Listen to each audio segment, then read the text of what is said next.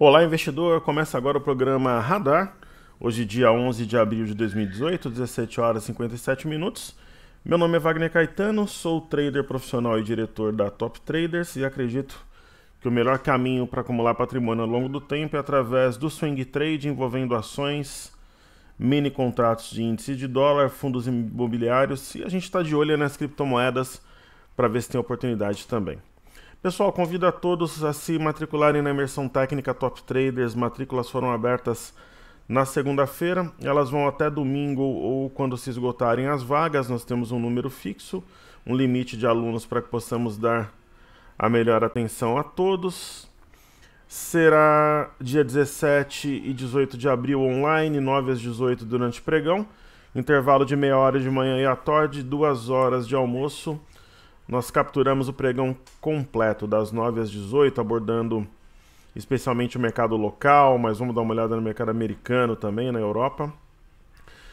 O aluno ganha como bônus 30 dias do Cartezinha, que é esse programa que eu uso 2 semanas no meu grupo fechado. Um e-book de análise técnica para ele estudar antes do curso para nivelamento. E tem alguns depoimentos aí da galera que vocês vão poder ver na página e tem um vídeo também. Segundo lote foi aberto hoje, 12 de 2.200, 2 ou 2.200 à vista. Caso você não possa acompanhar o pregão todo, não tem problema. No mesmo dia à noite, nós já vamos disponibilizar o conteúdo. E aí você consegue se posicionar, porque como a gente trabalha com swing trade, posição, não tem problema. Você vai lá, se posiciona, aprende. Tem os bônus também, então são 2 dias para sempre mergulhados juntos no mercado. Pessoal, para quem quiser assinar o Informe Cenário, que a gente manda em texto todo dia perto da abertura da bolsa, só entrar no site, nome e e-mail, passa a receber. Falando das criptomoedas, como é comum no início dos trabalhos, uma perda de volatilidade momentânea, criptomoedas oscilando menos do que o padrão de costume. Vamos dar uma olhada aí no gráfico a fim de estudá-las. Pessoal, o Bitcoin ele tem uma baixa arrastada, tem um provável alvo na região de 6 mil dólares, só que ele resolveu andar de lado, né, desde o dia 5 de abril e assim está. Pelo tempo aqui ele está rompendo essa LTB, é um sinal levemente positivo. Caso o Bitcoin efetue um rompimento de 7.178 dólares, ele pode vir aqui na região de 7.780, 7.800, onde está a média, mas nada que mude uma baixa provável com alvo em 6.048 dólares. 6 mil dólares, né? O Ether está subindo, o Ethereum, assim, ele já tem uma inclinação um pouco mais interessante na compra, tem uma espécie aqui de fundo arredondado, né? E a mesma coisa que nós falamos do Bitcoin. O último topo aqui, que no caso é 429 dólares, uma vez rompido pode jogar o mercado pouco abaixo de 500 dólares na média de 21. Mas aí não demonstra tanta força e uma vez uma leve queda abaixo de 415 dólares já deixa o Ethereum vendido de novo. No caso do Ripple, o Ripple está em hibernação, né? Tá dormindo aqui já desde o dia 30 do 3, né? Então tá dormindo, continua dormindo, médias por cima dos preços que andam pequenos. Para quem tem uma posição específica no Ripple, algumas pessoas me escreveram que tinham compra no Ripple, compraram lá em cima a 2,50, 3 dólares, 3 dólares e 50. É uma situação bem delicada, pessoal. O Ripple, por essa movimentação aqui, tá bem...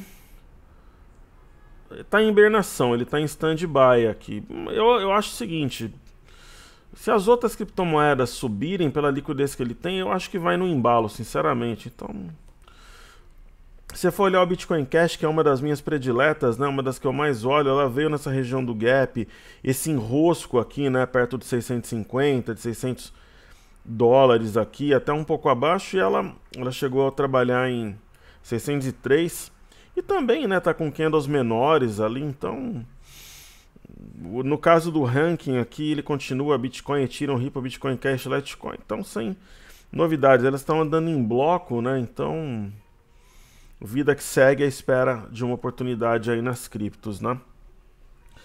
E abordaremos esse assunto, inclusive, como bônus na imersão. Falando um pouco dos fechamentos na Europa. Na Europa, todas as bolsas fecharam em queda, né? As que a gente sempre observa, a FTSE fechou em 0,13 de queda, DAX 0,83 e CAC na França 0,56. Vamos dar uma olhada no índice DAX aqui. Uma movimentação baseada neste fundo duplo elevou os preços acima da média móvel de 21 períodos. Mas existe uma região de resistência aqui que o mercado não chegou a tocar, em torno de 2.460 pontos. Este padrão aqui se parece com uma estrela da noite, né? Um candle isolado de corpo entre aquele que vem antes e depois dele, só que respeitou a LTB. Eu acho que ela pode ser uma referência importante junto com a média, mas é um sinal de topo, ok? E falando um pouco da Bolsa de Xangai, que subiu novamente, um movimento técnico, né, na Bolsa de Xangai. Existe um fundo aqui, que eu havia comentado, em 3.220, 3.230, uma região importante porque tem um gap.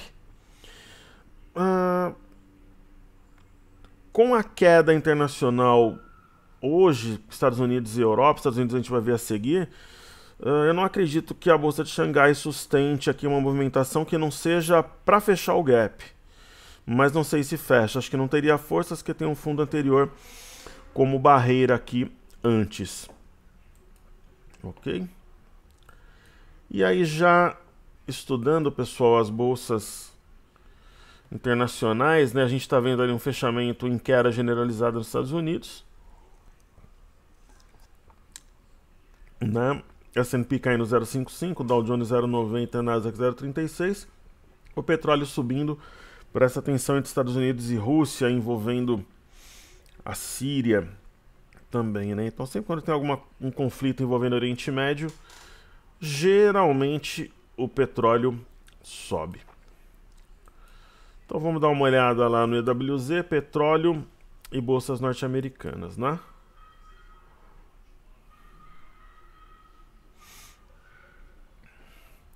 Falar do crude oil primeiro. Nós temos uma forte barreira, tinha sido a máxima do ano, 6663. Uma outra barreira forte também, 6652. O mercado fechou a 6671. Ele fechou rompendo essa região. É aquela história, pessoal, que eu abordo muito nas imersões do rompimento e do rompimento falso. Rompeu por 4 centavos, por 8 centavos de dólar. Diferença de 6663 para 6671. Mas ocorre aqui que tem um outro ponto fazendo pressão, que é o 6652, fechou acima também, só que tem sombra superior e a média de 21 tem uma relativa distância. Então o que acontece? Sendo simples e objetivo. Acima do 6663, a compra continua. Se perder essa região, ainda tem suporte 6652. Perdeu, tende a voltar na média. Ok? Aí falando do Dow Jones, as 30 maiores empresas do setor industrial, especificamente nos Estados Unidos. Eu desconfiava que o mercado fizesse essa movimentação de respeitar a LTB como resistência e ceder, fechando abaixo da média de 21. Isso mostra que a tendência de curto prazo ela é de alta. Então a tendência primária e secundária claramente de alta e a terciária de baixa. Né? Somente realmente rompendo essa LTB que o mercado deve desenvolver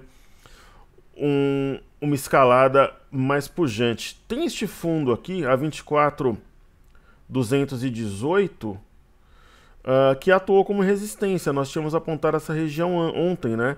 Que na minha visão ela seria um divisor de águas, ela funcionou como resistência, o mercado fechou abaixo. Então não é nada que seja extremamente empolgante assim, mas tende a... Empolgante eu digo no sentido para quem está esperando uma correção mais forte ou está vendido, enfim, mas tende aí nas bolsas americanas a uma continuidade provável da baixa. No caso do S&P, a referência aqui do fundo era 2647, funcionou também como resistência, fechou a 2642, chama a atenção a longa sombra superior, fechou praticamente na mínima, não tendo forças para se manter acima da média de 21. Então acho também que o S&P tende a ter uma quinta-feira baixista amanhã. Aí Nasdaq, aqui na tela.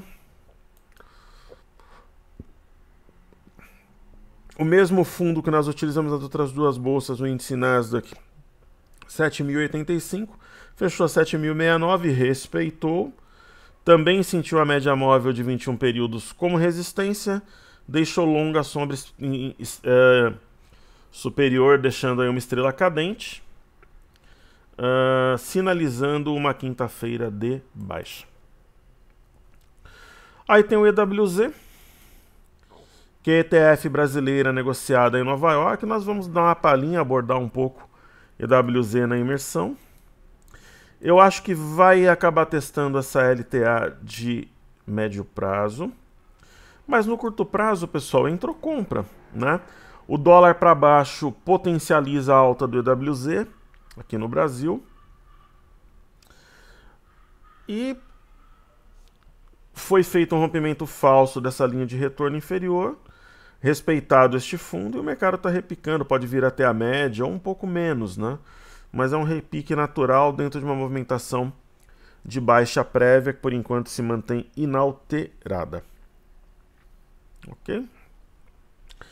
Então agora nós vamos partir para os ativos domésticos, né? Falar de Bovespa, BOVA11, índice futuro, dólar, os destaques do pregão, os pedidos de YouTube e os ativos fixos. Pessoal, Ibovespa tem uma espécie de cunha, né, misturada com canal, dentro dessa movimentação lateral, entre 83 e 86 mil pontos. Claro que os dois pregões, sendo eles de alta, né, eles privilegiam aqui uma posição comprada, pelo menos na teoria, mas com o movimento lateral ele continua. O fechamento do dia 6 foi 84,820, hoje fechou 0,5% acima, então continua aquela movimentação lateral sem alterações. O BOVA11, ele já tem, aí no caso de Bovespa, vale a pena citar que ele está bem pertinho aqui da linha superior da cunha, né? No caso do BOVA11, a gente consegue desenhar um canal. Ele está nessa movimentação lateral também, assim como o Ibovespa, né? Com alguns vales aqui um pouco mais baixos. Então tem um triângulo aqui, rompeu as médias, o volume não é nada acima da média, enfim... Pode subir para testar essa linha de novo, aí vamos ver como é que ele reage, ou de repente se ele não conseguir tocar essa linha superior, essa LTB que forma o triângulo junto com a LTA aqui onde eu passo o meu mouse, pode demonstrar fraqueza, amanhã saberemos, mas favorece um pouco mais quem tem expectativa compradora, porque ontem foi um sinal que negou parcialmente a baixa relevante de segunda e hoje tem continuidade. Ok? No caso do índice futuro também, né, ele tem uma cunha, o mercado se aproximou também da linha de cima dessa cunha, um volume abaixo da média, né? Então amanhã veremos aqui como é que o mercado reage, continua também dentro da movimentação lateral sem alterações, né? No caso do mini índice, o mini índice respeitou uma LTA de curto prazo aqui, foi fazendo uma movimentação sorrateira aqui, rompendo as máximas, e eu marcaria para amanhã como sendo um ponto definitivo, um ponto capaz de direcionar o dia caso ele seja testado, que seria 85, exatamente 85.470. Eu acredito que as bolsas na Europa amanhã, os futuros americanos, estejam em baixa quando abrir o futuro, e acredito no teste deste ponto, e ele pode ser decisivo. Uma vez respeitado, ele pode influenciar os negócios, e uma vez violado, ele pode configurar um topo duplo aqui, até um rompimento falso, e o mercado devolver boa parte dos ganhos dos últimos dias. Falando do dólar, pessoal, ontem nós apontamos, inclusive hoje no programa Cenário em Vídeo, né? Eu estou fazendo essa semana em comemoração aos quase 5.000 inscritos aí. A gente deve chegar no final de semana, no começo da semana que vem, mas como semana que vem tem imersão, eu já fiz hoje para cumprir a minha promessa, né? Honrar minha palavra. Um movimento bem técnico, né? Um sinal de topo ontem, o mercado fez marobuzu, violou o 3399 menos 3382, movimento técnico. Abaixo de 3382 ele pode buscar 3345. Ou a média, se a média subir, quem sabe até a própria LTA, né? E caso ele respeite 3382, ele volta à trajetória ascendente de novo. Correto? Como destaques dos dias, pessoal, eu vou falar de Via Varejo, ok? E eu vou falar de BIF3, que estão em destaque em pontas opostas. Eu acho que faz sentido fazer assim. VVR11 é uma ação, é uma das poucas ações que nós temos negociando com liquidez das ações principais aí que a gente avalia, que tem volume, que tem relevância. Por exemplo, hoje operou com 82 milhões de volume, né? E eu não sei se vocês sabiam, mas aquela vez que em fevereiro de 2017, aqui em fevereiro, março, que eu fui tolhido por um portal conhecido aí em revelar qual seria a minha nova Gerdau, eu não sei se vocês sabem, mas era Via Varejo, quando ela estava em torno de R$10, né? Então nós entramos, vendemos, entramos de novo, vendemos, mas muita gente que sabia, porque na época vazou e acabei não fazendo o programa, deu aquela confusão toda, era a Via Varejo. Então a ideia é que ela triplicasse de valor em um ano. Então se você pegar fevereiro, março para cá, tá 1 ano e 1 mês, ela realmente triplicou. Pena que eu não pude disponibilizar publicamente naquele momento por razões de força maior. Pessoal, a Via Varejo, ela tem tendência primária, secundária e terciária de alta, né? Ela tem esta figura, que é a figura de uma cunha de alta, que tem que trazer cautela ao investidor quando o mercado está num topo. Por quê? Diz a análise técnica clássica que se essa linha de tendência de alta que sustenta os preços for perdida, ela pode vir aqui na base. É uma hipótese, né? Então, se você tem compra, eu colocaria o stop abaixo da mínima de ontem em 27,83, porque ela poderia passar por um período corretivo. Enquanto ela respeitar essa linha, vida que segue, ação em alta, né? Então, eu tenho pessoas que têm o ativo, me agradecem. Eu entrei e saí, eu não mantive tanto tempo. Isso prova, né, mais ainda a minha teoria que o negócio é a médio prazo, né? Onde que você triplicaria capital? Montando um negócio, né? Pagando imposto, lidando com funcionário, com fornecedor, né? Eu tenho um negócio também, é bacana, mas dá trabalho. Onde é que você triplicaria? Fazendo day trade? Onde é que você triplicaria seu capital? Operando opções? Você triplica num dia, perde 10 vezes no outro, né? Então essa que é a grande verdade. E falar da BIF, que é uma ação que está no meu radar, eu tenho interesse em comprar o ativo, mas ela não para de cair, como várias outras ações. Então ela fez um repique, nem chegou na LTA, foi um pouco acima da média, deve continuar em correção e num futuro breve eu acho que ela será sinônimo de oportunidade. Agora, se ela romper a máxima de ontem e negar esse sinal de topo, que é uma estrela da noite, a Evening Star, aí ela pode inclusive ser um setup interessante a 869 aqui. que ela faria um pivô. Ok? Então, pessoal, antes de falar dos ativos fixos, eu vou fazer os pedidos do YouTube. Hoje, no cenário em vídeo, para quem não assistiu, assistam. Eu falei de Odontoprev e de Semig. Hoje aqui eu vou falar de Croton, Emiglu, um fundo imobiliário com esses códigos malucos, que eu prefiro não falar para ver se confere depois. A Eterna Promessa Eternite, que algumas pessoas pediram. E TECN3, que eu acho que é Tecnos, né? Então vamos lá falar de Croton. Crot 3 aí na tela. Croton, ela veio numa região de fundo que nós tínhamos até comentado aqui muito forte, né?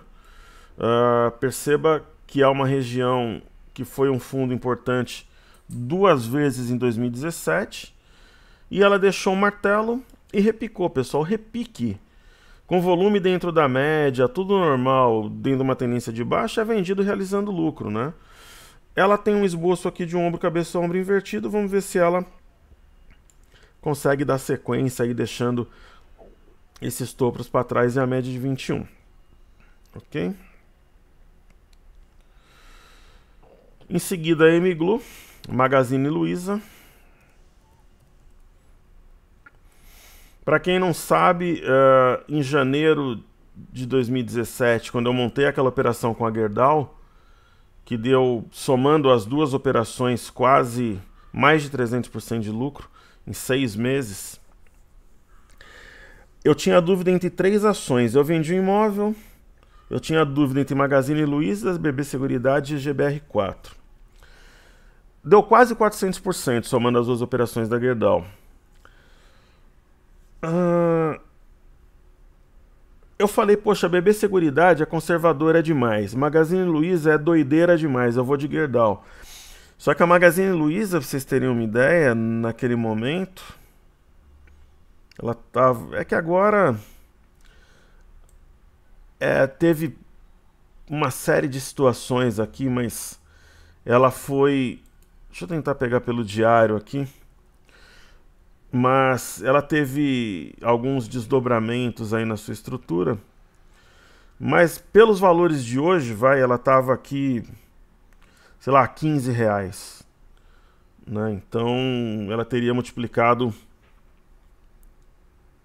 por aproximadamente 6 vezes e meia o capital, né? Então algo bem interessante. Mas de Gerdau foi muito bem também. Eu vendi a Gerdau num bom momento, aloquei em outras, mas só por curiosidade. Eu estava em dúvida entre as 3 naquele momento. A Magazine Luiza, assim como Via Varejo, é um setor, são ações que se dão muito bem no cenário de recuperação econômica e queda de juros. Ela vai fazendo topos e fundos ascendentes, né, quebrando as resistências, é um normal. É uma ação em tendência plena de alta. Eu acho que faria sentido traçar essa LTA desta forma, unindo 2 fundos. E enquanto acima dessa LTA, eu acredito que ela venha a continuar alta. Se eu tivesse compra na ação, caso ela fechasse algum dia abaixo de 9,480, que é este topo, eu estoparia. Eu sempre trabalho com base em topos anteriores. No caso desta figura, é um topo duplo. O eixo do topo duplo é 92,02. Então, tecnicamente, aqui ela aciona stop, mesmo antes de tocar a LTA. Isso na minha leitura, dentro da forma que eu opero, que eu conheço o mercado para preservar lucros, né? Aí tem eu acho que isso aqui é um fundo imobiliário. PP...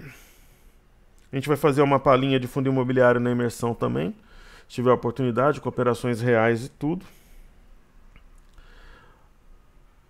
Não, esse daqui me parece que é uma unit mesmo, né? Com baixíssima liquidez, não é um fundo. É porque tudo que a gente vê 11 acha que é fundo imobiliário, né? Volatilidade histórica, vamos dar uma olhada no volume. Pessoal, volume muito baixo, ó, 144 mil. A ação tá morta, né? Você vê uma redução, uma queda absurda, né?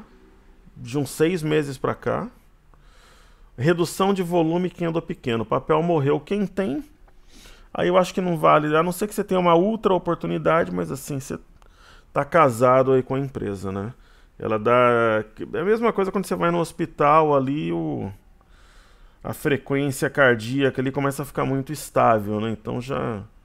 Quando fica assim é realmente um problema, a ação tem que ser reanimada. Então para tal da PPLA, nunca ouvi falar desse papel, precisa aí de um desfibrilador. Certo? Aí já aproveita o desfibrilador e tenta ressuscitar a Ether 3. Eternit é uma eterna promessa. Desde que eu estou na bolsa eu ouço história. Eternit é uma das poucas ações conhecidas que nós temos na bolsa aqui no Brasil que tem tendência primária de longo prazo, secundária de médio prazo e terciária de curto prazo de baixa. É um fiasco completo, né? Então assim, pessoal, baixa liquidez, tendência... Ela não está nem de lado, ela está em tendência de baixa. Então não tem nada que indique uma reação ou algo do gênero para o papel. Ok? Ela depende muito desse negócio ligado ao amianto, que é algo cancerígeno, então as possibilidades de uma recuperação são remotas. Falando do último pedido antes dos ativos fixos, TCN3, é a Tecnos. Nós acompanhamos o papel aqui, para quem acompanha o meu trabalho sabe que eu comentei que este era um sinal muito forte de queda. Por quais razões? Testou a LTB uma vez, não passou. Testou pela segunda vez, não passou. Conforme esse movimento de queda começou a cair, pessoal, perceba que o volume dos dias de queda, esses candles vermelhos grandes, ele aumentou. Ademais, ela perdeu uma região de fundo importante. As médias se cruzaram para venda, quer dizer, tinha todos os ingredientes para uma queda. Então, aparentemente, nós temos um pequeno repique com baixo volume para formar um mastro bandeira de alta e dar mais uma sapatada aí para baixo. Ok? Aí falando dos ativos fixos para a gente encerrar. Petrobras seguindo o petróleo hoje, o próprio fluxo positivo que a gente teve no Brasil, um pregão de alta com volume, foi no ponto manjado, 21,85. O estudo é simples assim, acima de 21,85 ela testa essa região de 22,20, que se rompida joga nesse enrosco aqui entre 22,63 e 22,59. Caso ela sinta essa região, ela volta nas médias, por enquanto sem nada muito definitivo para a Petrobras. O que a gente poderia fazer é limpar esse gráfico, deixar essa linha de tendência mais discreta e tentar traçar aqui uma LTB e deixar em destaque.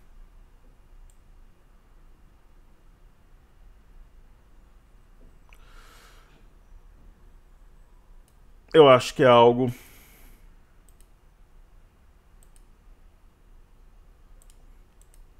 que faria sentido. Ela fechou bem colada na tal da LTB. Falando da Vale,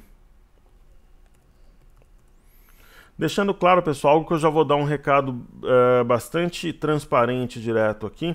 A carteira que será montada na imersão será exclusiva dos alunos da imersão técnica e do grupo.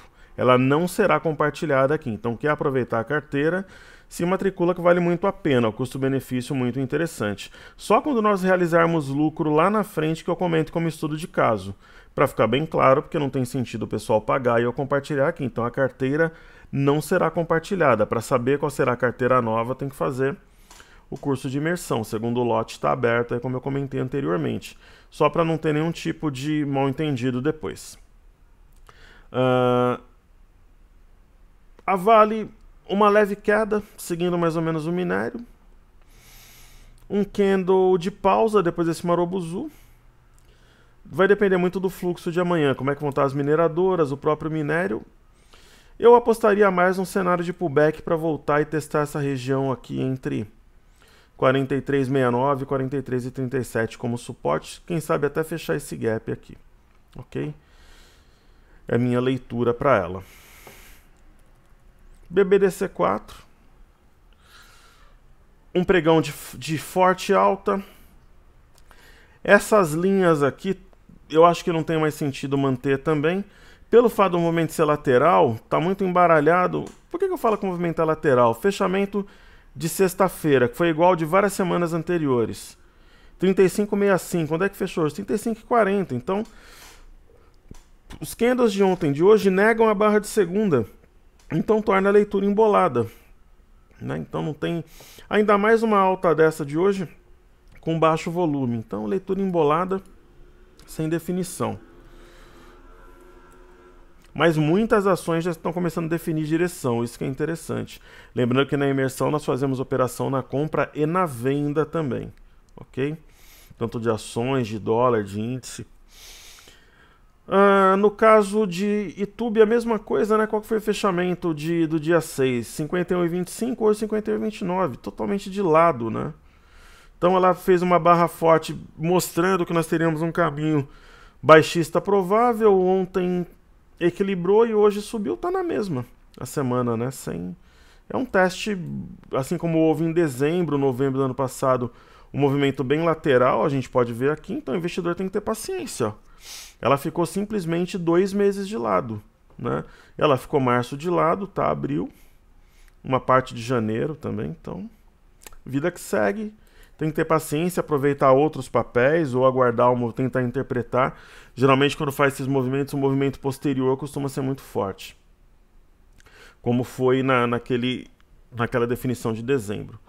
A inclinação de Banco do Brasil ela é bem baixista no curto prazo. Ela veio numa região importante que é o 38,86, respeitou e está brigando aqui. Eu acredito na continuidade da baixa, porque os candles de baixa tiveram muito mais volume do que o candle de hoje, onde Banco do Brasil repicou somente 1%. Ok? Pessoal, eu vou deixar o link para quem quiser assinar o cenário aí na descrição do vídeo, já recebe a partir de amanhã. A imersão, aproveite hoje e amanhã preço de segundo lote, ou até esgotarem as vagas, ok? Aqui na página da descrição tem um vídeo que eu gravei falando da imersão, dúvidas, mas se persistir alguma ainda, você manda um e-mail para suporte@toptraders.com.br. Saúde e paz, pessoal, bons negócios. Nos vemos amanhã no cenário em vídeo, se Deus quiser. Valeu!